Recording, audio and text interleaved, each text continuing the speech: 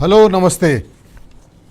బీహార్లో కాంగ్రెస్ పార్టీకి భారతీయ జనతా పార్టీకి కర్రుగాల్చి వాత పెట్టినరు అక్కడి ప్రజలు.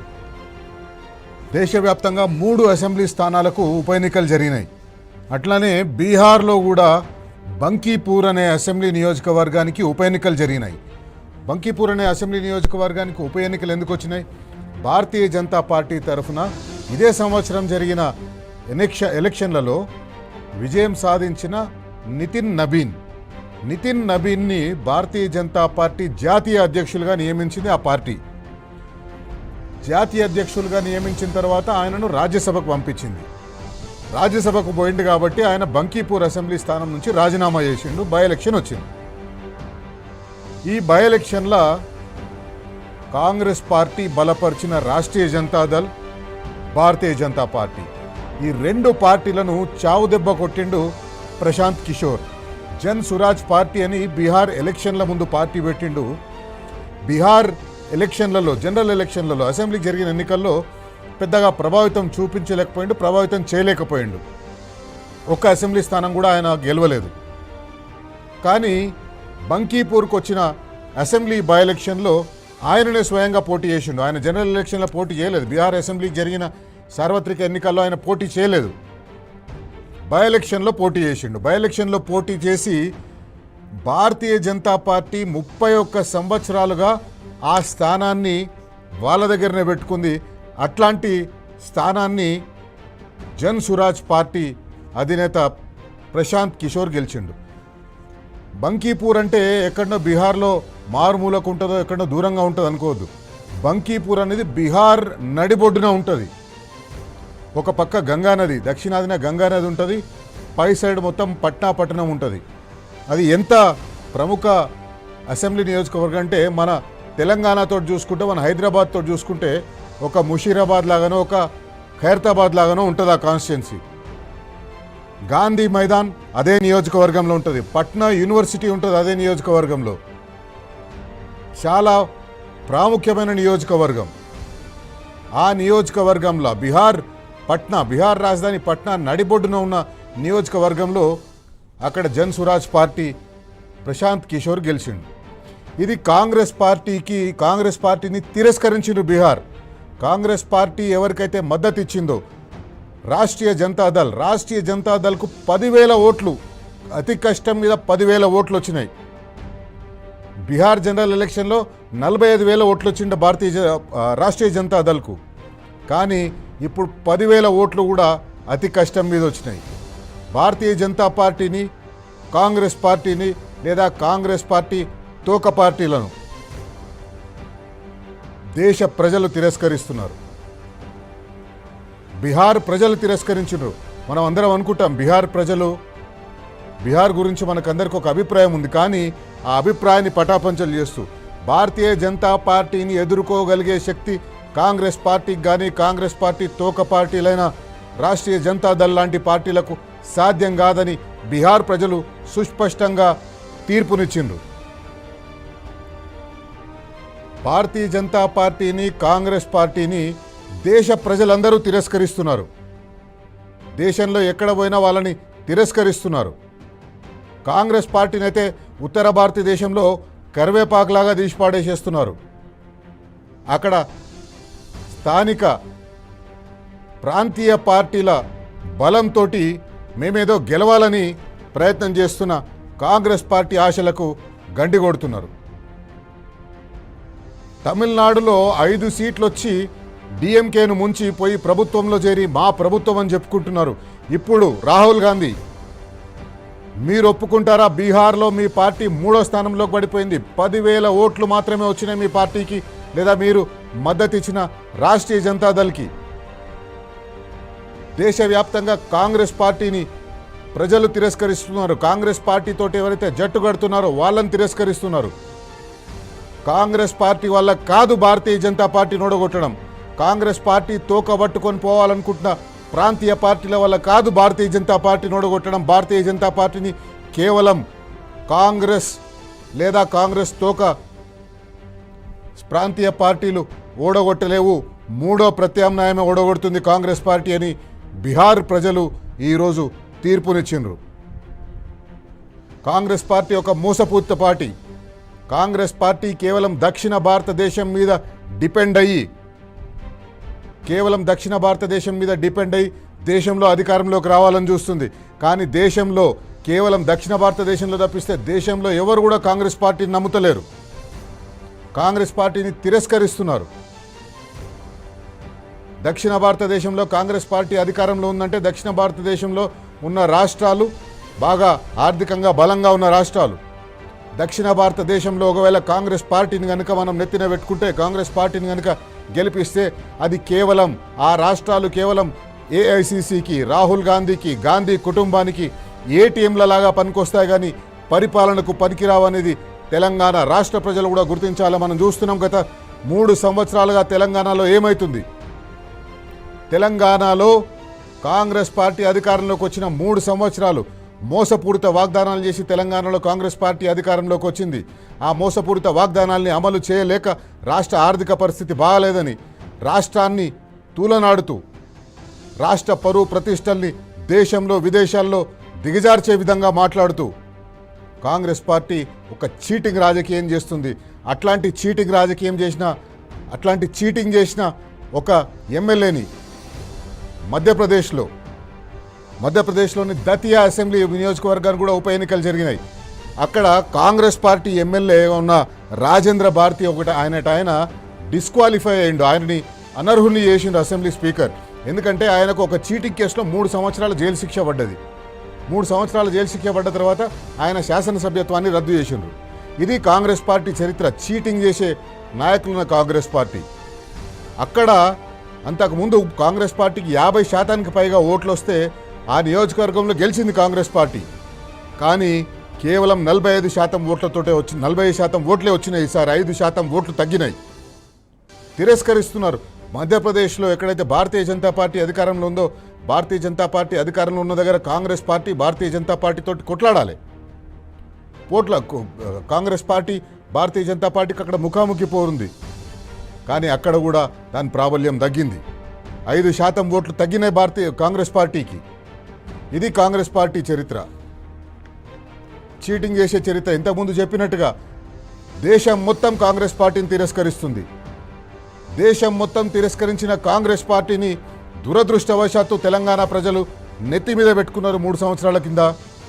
ఆ నెత్తి మీద అది కుంపటిలాగా తయారైంది. మన నెత్తిని కాల్చేస్తుంది, మన దేహాన్ని దహింపజేస్తుంది ఈ కాంగ్రెస్ పార్టీ అధికారంలోకి వచ్చిన 3 సంవత్సరాల తర్వాత కూడా వాళ్ళు ఇచ్చిన హామీలు, మోసపూరిత హామీలు ఒక్కటి కూడా అమలు చేయకుండా ముఖ్యమంత్రి రేవంత్ రెడ్డి నోటికొచ్చినట్టు మాట్లాడుతున్నాడు. ఇంజనీరింగ్ చదువుతున్న విద్యార్థుల్ని అవమానపరిచే విధంగా ముఖ్యమంత్రి గారు తెలంగాణలో, హైదరాబాద్లో, తెలంగాణ రాష్ట్ర ఇతర జిల్లాల్లో ఉన్న ఇంజనీరింగ్ కాలేజీలో ఇంజనీరింగ్ చేసిన వాళ్ళు చాలామంది మంచి స్థాయిలో ఉన్నారు.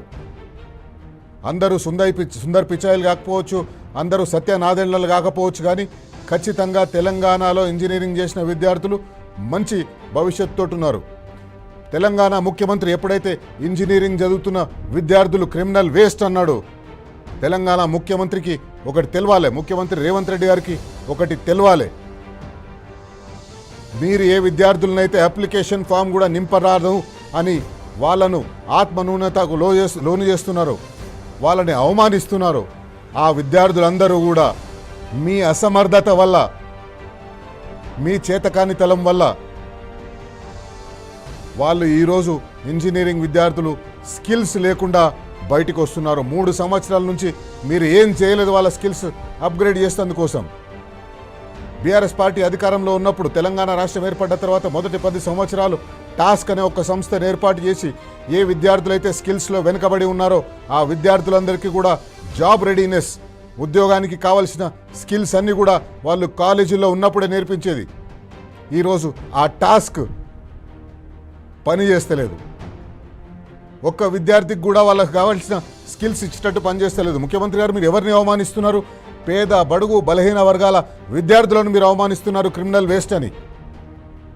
తెలంగాణ రాష్ట్రంలో ఫీజు రీయింబర్స్మెంట్ పథకం లేక ముందు బడుగు బలహీన వర్గాల ప్రజలు, బడుగు బలహీన వర్గాల విద్యార్థులు, పేద విద్యార్థులు ఇంజనీరింగ్ చేసేవాళ్ళు కాదు. ఫీజు రీయింబర్స్మెంట్ వచ్చిన తర్వాత వాళ్ళు ఇంజనీరింగ్ చేసిండ్రు. పేద బడుగు బలహీన వర్గాల విద్యార్థులే వాళ్ళకు స్కిల్స్ కావాలి, వాళ్ళ ఇంజనీరింగ్లో సీట్ వస్తుంది కానీ వాళ్ళకు స్కిల్స్ ఉంటలేవు. ఆ స్కిల్స్ కల్పించే బాధ్యత కాలేజీది. ఆ కాలేజీలను వాళ్లకు స్కిల్స్ కల్పించేటట్టు చేసే బాధ్యత ప్రభుత్వానిది. కానీ ఆ బాధ్యత నుంచి మీరు తప్పించుకుంటున్నారు, ఆ బాధ్యత నుంచి మీరు పారిపోతున్నారు. పారిపోవడమే కాకుండా వాళ్ళను అవమానపరుస్తున్నారు. తెలంగాణలో ఇంజనీరింగ్ చేస్తున్న విద్యార్థులను మీరు అవమానిస్తున్నారు. జాబ్ అప్లికేషన్ నింపడం రాదని వాళ్ళని అవమానిస్తారు. మీరు అవమానిస్తున్నది బడుగు బలహీన వర్గాల విద్యార్థులని, పేద విద్యార్థులని. ఏ విద్యార్థులైతే ఇంటర్మీడియట్ వరకు తెలుగు మీడియంలో చదువుకొని ఇంజనీరింగ్లో సీటు సంపాదించి ఇంజనీరింగ్ చేరి వాళ్ళు కష్టపడి చదువుకుంటుంటే వాళ్ళలో ధైర్యాన్ని నింపవలసింది పోయి, వాళ్ళకు ధైర్యం చెప్పవలసింది పోయి వాళ్ళను అవమానించే విధంగా మీరు మాట్లాడుతున్నారు. ముఖ్యమంత్రి గారు ఆ ఇంజనీరింగ్ విద్యార్థుల గురించి ఏం మాట్లాడినారో ఒకసారి చూద్దాం. సంవత్సరానికి 1,10,000 మంది ఇంజనీరింగ్ గ్రాడ్యుయేట్ సర్టిఫికేట్ తీసుకొని వస్తారు. మీరు ఆ పిల్లలకు అప్లికేషన్ ఇచ్చి వాని ఉద్యోగం కోసం అప్లికేషన్ ఫిలప్ చేయమని నేను కాదు, మీరు టీచర్లకు మీకే చెప్తున్నారు. మీరు వాళ్ళని పిలిచి ఇంజనీరింగ్ సర్టిఫికేట్ తీసుకొని వచ్చి మీరు చదువు చెప్తున్న ఊరిలో ఉన్న పిల్లలు పిలిపించి ప్లెయిన్ పేపర్ ఇచ్చి ఒక జాబ్ కోసం అప్లికేషన్ ఫిలప్ చేయమని. ఇది క్రిమినల్ వేస్ట్. వాడు ఇంజనీరింగ్ చదువుకున్న చిన్న జాబ్ కోడు, స్కిల్స్ నేర్చుకోడు. సంవత్సరానికి 1,10,000 మంది ఇంజనీరింగ్ గ్రాడ్యుయేట్ సర్టిఫికేట్ తీసుకొని వస్తారు. మీరు ఆ పిల్లలకు అప్లికేషన్ ఇచ్చి వాని ఉద్యోగం కోసం అప్లికేషన్ ఫిలప్ చేయమని నేను కాదు, మీరు టీచర్లకు మీకే చెప్తున్నారు. మీరు వాళ్ళని పిలిచి ఇంజనీరింగ్ సర్టిఫికేట్ తీసుకొని వచ్చి మీరు చదువు చెప్తున్న ఊరిలో ఉన్న పిల్లలు పిలిపించి ప్లెయిన్ పేపర్ ఇచ్చి ఒక జాబ్ కోసం అప్లికేషన్ ఫిలప్ చేయమని. ఇది క్రిమినల్ వేస్ట్. వాడు ఇంజనీరింగ్ చదువు. ఒకసారి ఆ ముఖ్యమంత్రి మాటలు మాట్లాడినప్పుడు ఆ మీటింగ్లో ఉన్న వాళ్ళ ముఖాలు మనం చూస్తే ఏంది ఒక ముఖ్యమంత్రి మాట్లాడవలసిన మాటలేనా ఇవి అన్నట్టుగా ఆ విద్యార్థులు కానీ అక్కడ ఉండే టీచర్లు కానీ ఇతరులు కానీ ముఖం పెట్టుకున్నారు. ఇది ముఖ్యమంత్రి రేవంత్ రెడ్డి పేద బడుగు బలహీన వర్గాల విద్యార్థులు. నార్మల్గా అయితే ఇంగ్లీష్ మీడియం చదువుకునే వాళ్ళు ప్రైవేట్ స్కూళ్ళలో ప్రైవేట్ కాలేజీల్లో చదివిన వాళ్ళు ఇంజనీరింగ్లో సీటు వస్తే వాళ్ళకి అన్నీ బాగానే ఉంటాయి. కానీ గ్రామీణ ప్రాంతాల నుంచి వచ్చిన విద్యార్థులు, ఇంటర్మీడియట్ వరకు తెలుగు మీడియం చదువుకున్న విద్యార్థులు కష్టపడి ఇంజనీరింగ్లో సీటు సంపాదించుకుంటే ఈరోజు ఆ విద్యార్థులకు మీరు ధైర్యం చెప్పవలసింది పోయి, ఆత్మస్థైర్యం నింపవలసింది పోయి మీరు ఆ విద్యార్థులను అవమానిస్తున్నారు. విద్యార్థులను క్రిమినల్ వేస్ట్ అని చెప్తున్నారు. ముఖ్యమంత్రి రేవంత్ రెడ్డి గారు క్రిమినల్ వేస్ట్ ఆ విద్యార్థులు కాదు. కాంగ్రెస్ పార్టీ ప్రభుత్వంలో ఉన్న మీకు అధికారం ఇవ్వడం క్రిమినల్ వేస్ట్. ముఖ్యమంత్రి రేవంత్ రెడ్డిగా మిమ్మల్ని కూర్చోబెట్టడం క్రిమినల్ వేస్ట్. మీ మంత్రివర్గ సహచరులకు నెలకు లక్షల రూపాయల్లో జీతభత్యాలు ఇవ్వడం క్రిమినల్ వేస్ట్. మీ ఎమ్మెల్యేలకు జీతాలు ఇవ్వడం క్రిమినల్ వేస్ట్. ఇప్పటి వరకు 74 సార్లు మీరు ఢిల్లీకి పోయినరు, అది క్రిమినల్ వేస్ట్ అంటే.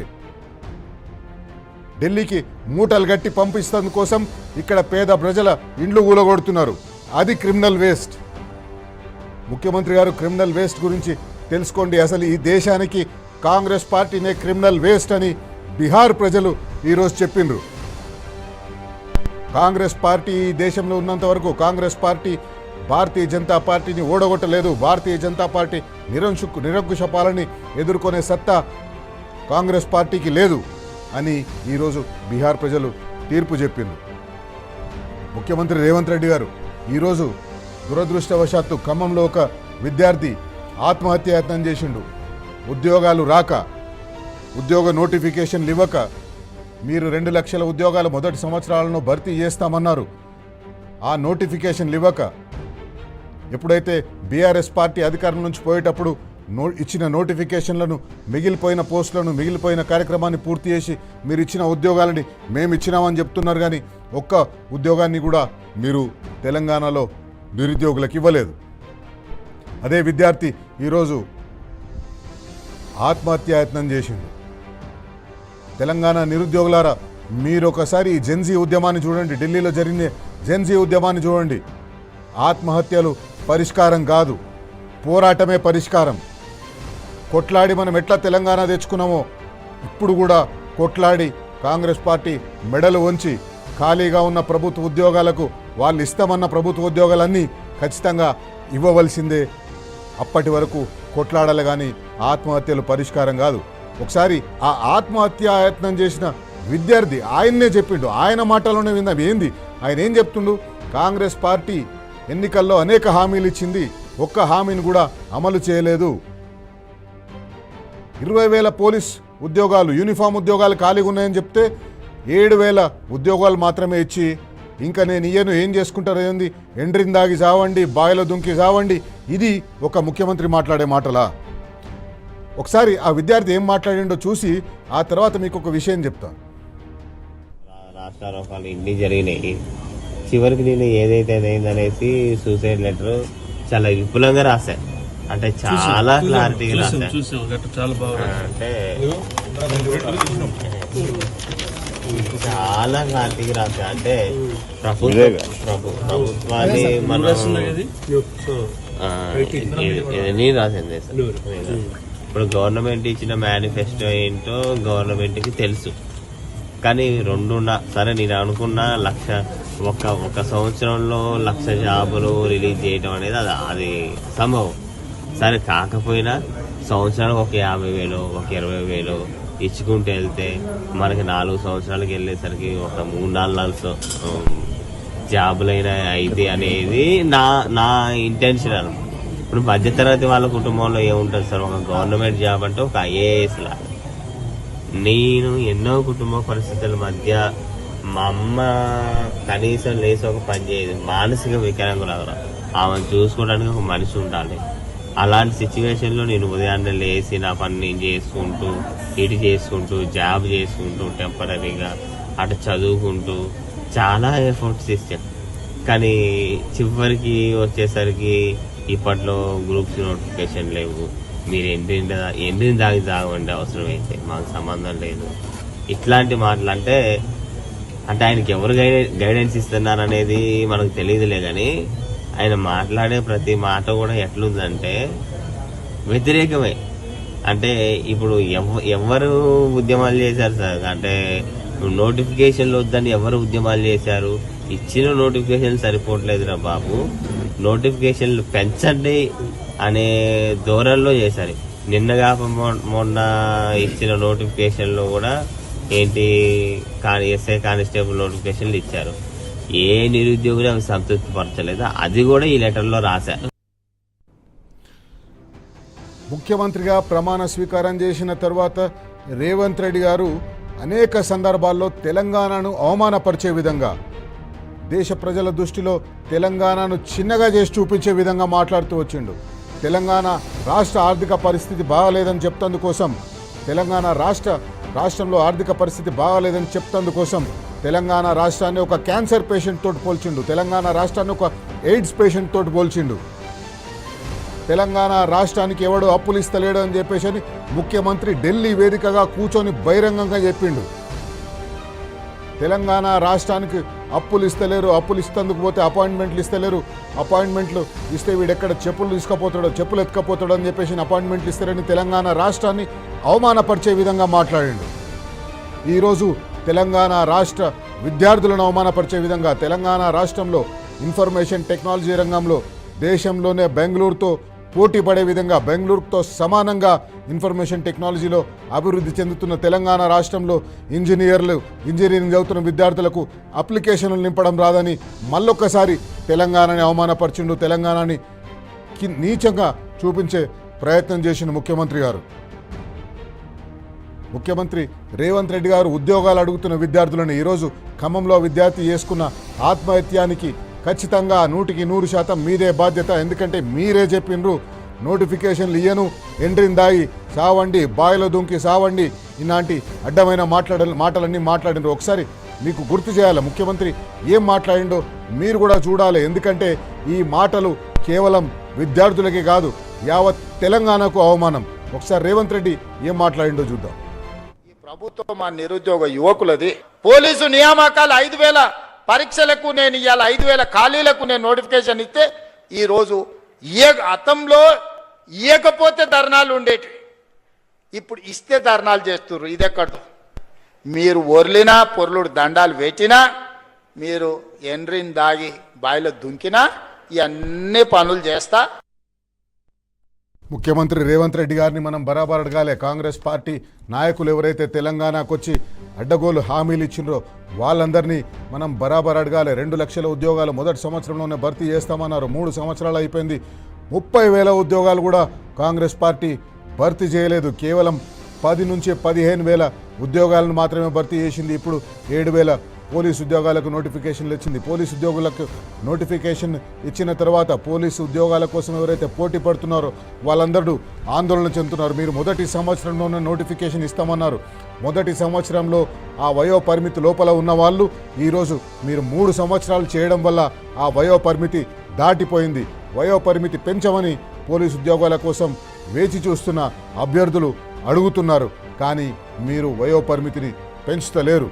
మీ తప్పు వల్ల వాళ్ళు ఏజ్ బార్ అయిపోయినరు. మీ వాగ్దానం వల్ల వాళ్ళు ఏజ్ బార్ అయిపోయినరు. మీరు ఒకవేళ మొదటి సంవత్సరమే ఆ నోటిఫికేషన్ ఇచ్చుంటే, మొదటి సంవత్సరంలో నింపి ఉంటే అప్పటికి 25 సంవత్సరాలున్న పోలీస్ కానిస్టేబుల్ కోసం ఎదురు చూస్తున్న వాళ్ళు లేదా ఎస్ఐ ఉద్యోగాల కోసం ఎదురు చూస్తున్న వాళ్ళు 2 సంవత్సరాలు ఏజ్ బార్ అయిపోయింది వాళ్ళది. వాళ్ళందరికీ మీదే బాధ్యత. వాళ్ళందరినీ దగా చేసిండ్రు మీరు. ఈరోజు BRS party working president KTR గారు క్రిమినల్ వేస్ట్ మీద, ముఖ్యమంత్రి ఎవరైతే ఇంజనీరింగ్ విద్యార్థులను క్రిమినల్ వేస్ట్ అన్నాడో, రేపు ఈ ధర్నా చేస్తున్న విద్యార్థులందరినీ, నిరుద్యోగులు ఎవరైతే ఉద్యోగ నోటిఫికేషన్లు ఇవ్వాలని డిమాండ్ చేస్తున్నారో వాళ్ళని కూడా ఖచ్చితంగా ముఖ్యమంత్రి ఏదో ఒక రోజు ఎండ్రిని దాగి సచ్చినా అని మాటలు మాట్లాడిండో వాళ్ళని కూడా ఒకరోజు క్రిమినల్ వేస్ట్ అని మాట్లాడే రోజు దగ్గరలోనే ఉంది. ఒకసారి బీఆర్ఎస్ వర్కింగ్ ప్రెసిడెంట్ కేటీఆర్ గారు ఏం మాట్లాడారు చూద్దాం. వాస్తవం చెప్పాలంటే ఇవాళ వేణు రాసింది సూసైడ్ నోట్ కాదు. వేణు రాసింది కాంగ్రెస్ ప్రభుత్వ నిర్లక్ష్యానికి వ్యతిరేకంగా రాసిన ఒక ఛార్జ్ షీట్. ఇవాళ వాస్తవం ఏంటి అంటే అశోక్ నగర్ నడి రోడ్లో రాహుల్ గాంధీ ఇచ్చిన మాటకి దిక్కులేదు. 2 లక్షల ఉద్యోగాలు మొదటి సంవత్సరంలోనే ఇస్తాం అని చెప్పిన రాహుల్ గాంధీ, నేను అడుగుతా ఉన్నా ఈరోజు ఇక్కడ పిల్లలు ఆత్మహత్య యత్నానికి పాల్పడుతుంటే మీరు ఎక్కడ ఉన్నారు రాహుల్ గాంధీ అని అడుగుతా ఉన్నా. మీరు ఇక్కడ నామినేట్ చేసిన ముఖ్యమంత్రి, మీ కాంగ్రెస్ పార్టీ నామినేట్ చేసిన ముఖ్యమంత్రి ఎండ్రిని దాగి చావండి అంటుంటే ఎందుకు మీరు ఉలకరు పలకరు?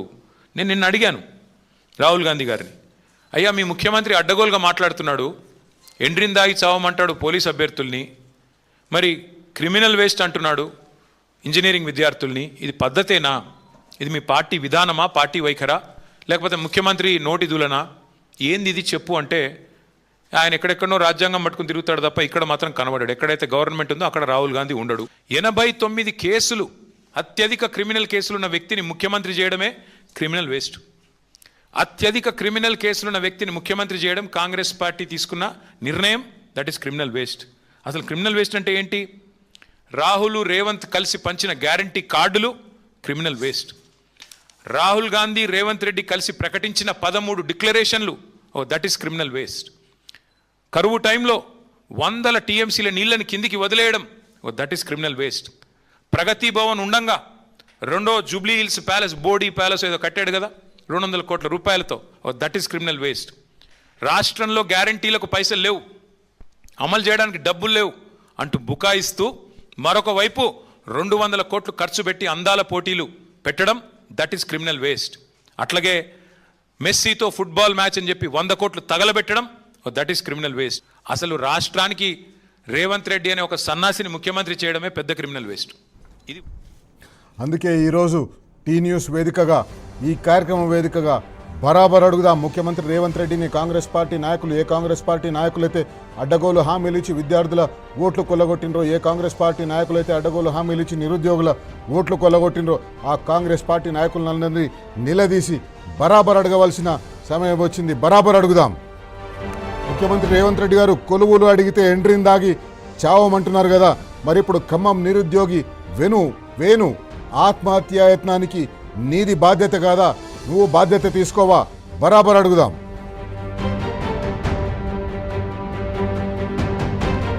ఏడాదిలో 2 లక్షల జాబ్స్ ఇస్తామన్న రాహుల్, ప్రియాంక గాయబైపోయినరు, మాయమైపోయినరు, ఎక్కడికి పోయినరు? తెలంగాణలో యువత సూసైడ్లకు ప్రయత్నిస్తున్న మీరు చలిస్తలేరు, మీకు పట్టింపు లేదా? బరాబర్ అడుగుదాం.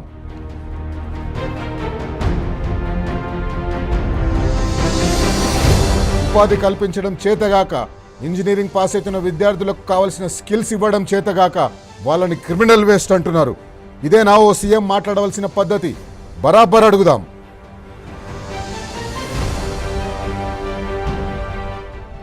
మేడం ఒక చిన్న బ్రేక్ తీసుకుందాం. బ్రేక్ తర్వాత ఈ అంశంపై చర్చిస్తేందుకు మనతో పాటు నిరుద్యోగులతో కలిసి పోరాటం చేస్తున్న బీఆర్ఎస్ పార్టీ నాయకులు వై సతీష్ రెడ్డి మనతో ఉంటారు. ఆయనతో కలిసి చర్చిద్దాం. కాంగ్రెస్ పార్టీ తెలంగాణ నిరుద్యోగులను మోసం చేసింది. కాంగ్రెస్ పార్టీ తెలంగాణ విద్యార్థులను అవమానించేటట్టుగా మాట్లాడుతుంది. తెలంగాణ విద్యార్థుల ఆత్మాభిమానం మీద దెబ్బ కొట్టేటట్టుగా మాట్లాడుతుంది. తెలంగాణ విద్యార్థులను కించపరిచే విధంగా మాట్లాడుతుంది.